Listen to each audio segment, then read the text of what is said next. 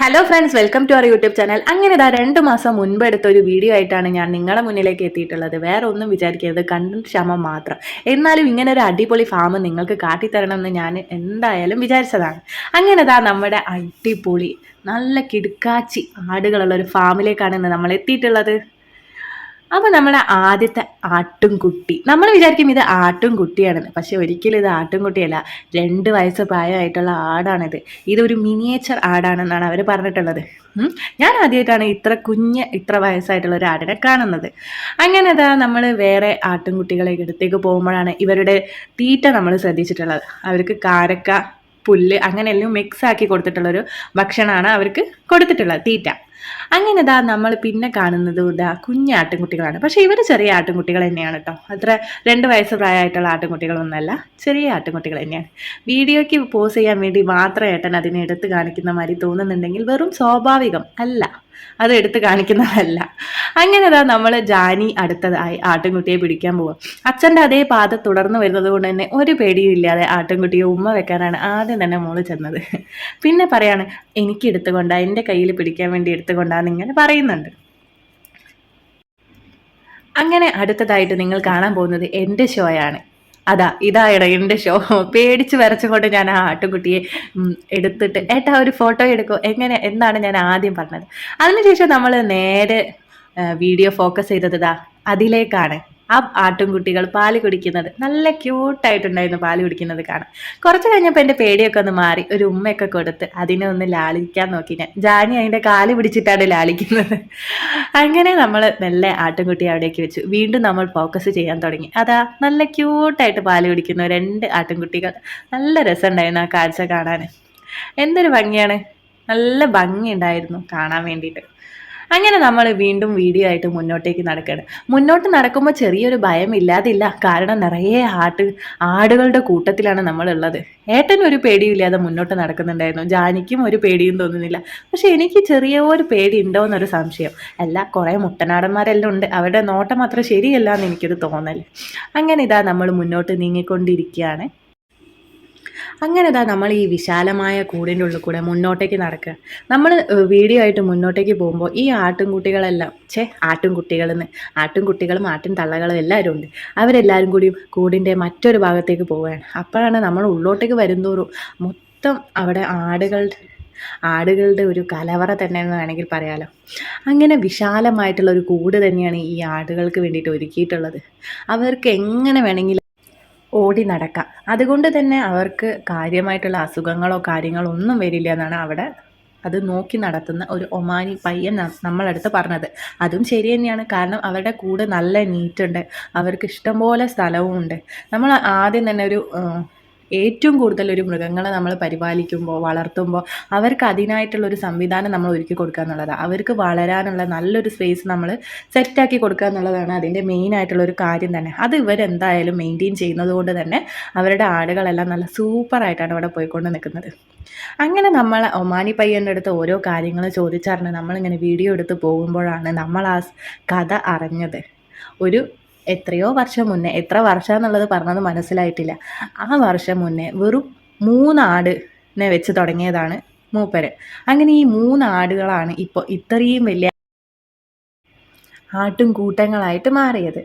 അങ്ങനെ ഞാൻ എൻ്റെ പേടി മാറി എന്ന് ഞാൻ തന്നെ വിശ്വസിച്ചുകൊണ്ട് കണ്ടോ, പേടി മാറിയിട്ടൊന്നുമില്ല. എന്നാലും ഒരു ഭയം, എന്നാലും അതിനെ എടുക്കാനുള്ളൊരു ചെറിയ ഇഷ്ടം കൊണ്ട് നമ്മളിങ്ങനെ അതിനെടുത്ത് അതിനുശേഷം നമ്മൾ ഈ കൂട്ടിലേക്ക് പോയപ്പോഴാണ് ഫുള്ളും തള്ളകളും അതിൻ്റെ കുഞ്ഞന്മാരും. ഇവർക്ക് അവിടെ നിന്ന് പുറത്തേക്ക് പോകാനുള്ള വഴി. അപ്പോൾ ആ വഴി എന്താണെന്ന് നോക്കി ഞങ്ങളും അതിൻ്റെ ഉള്ളിൽ കൂടെ കടക്കാൻ നോക്കി.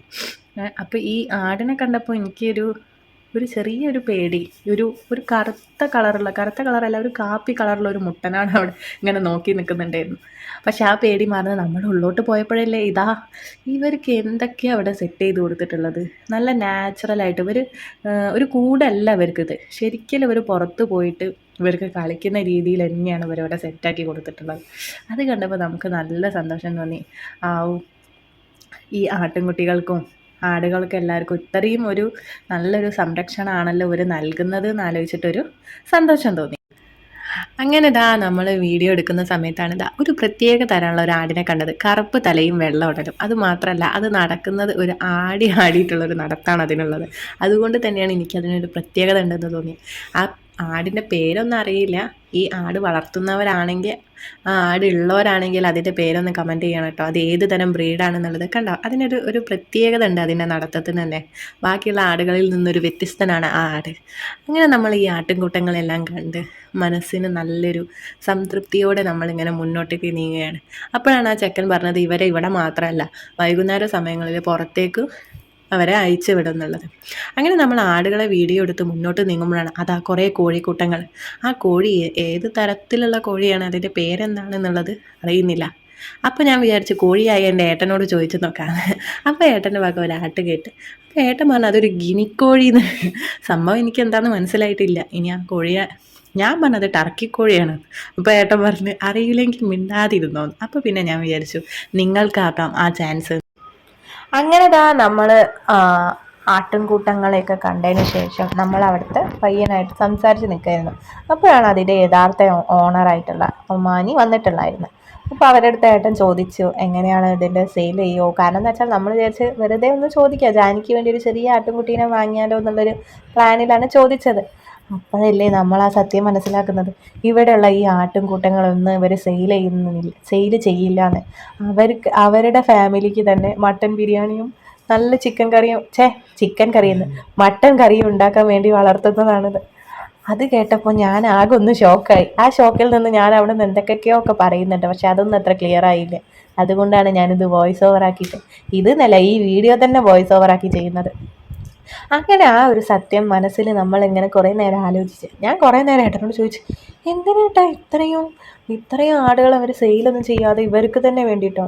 അപ്പോഴാണ് ഏട്ടൻ പറഞ്ഞത് നമ്മുടെയൊക്കെ നാട്ടിലെ വീട്ടിലെ മാതിരിയല്ല 4-5 ആൾക്കാരൊന്നും ഇരിക്കില്ല, ഒരു 10-22 ആൾക്കാരുണ്ടാവും ഒരു ഫാമിലിയിൽ തന്നെ. അപ്പോൾ അവർക്ക് എല്ലാവർക്കും കഴിക്കേണ്ടതെന്ന് ആലോചിച്ചിട്ടായിരിക്കും. അപ്പോൾ അത് നോക്കുകയാണെങ്കിൽ ശരി തന്നെ. വെറുതെ അങ്ങനെ നമ്മൾ വീഡിയോ ഒക്കെ എടുത്ത് പോകാനുള്ള തയ്യാറെടുപ്പിലായ അപ്പോഴാണ് നമ്മുടെ ഫോണിൽ ഈ ഒരു വീഡിയോ കാണുന്നത്. ഇത് തന്നെ നമ്മൾ ആടിൻ്റെ വീഡിയോ എടുക്കാൻ പോകുന്നതിൻ്റെ തലേ ദിവസമാണ് നമ്മൾ പോയിരുന്നത് ആദ്യം. ആ സമയത്ത് അവിടെ ഉള്ള എല്ലാ ആടുകളെയും മേയാൻ വേണ്ടി വിട്ടനോട് നമുക്ക് കൂട്ട് കയറി വീഡിയോ എടുക്കാൻ പറ്റിയില്ല. ഈ പുറത്തൊരു 2-3 ആട്ടിൻകുട്ടികൾ മാത്രമേ ഉണ്ടായിരുന്നുള്ളൂ.